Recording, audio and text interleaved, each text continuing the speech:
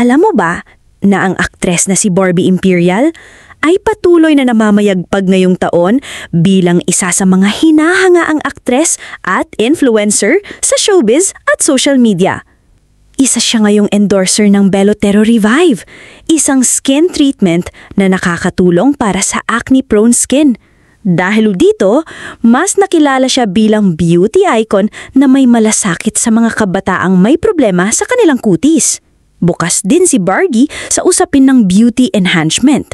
Para sa kanya, mahalaga ang pagiging komportable sa sariling katawan at hindi dapat ikahiya kung may nais baguhin o i-enhance para sa sariling confidence.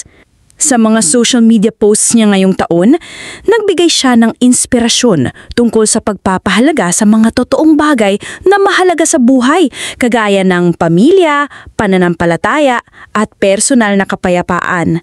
Isa sa kanyang posts ay may Bible verse na nagsasabing mas importante ang positivity kesa sa mga petty issues. Ngayong 2025, si Barbie Imperial ay mas lumalabas ang maturity at confidence niya bilang isang babae.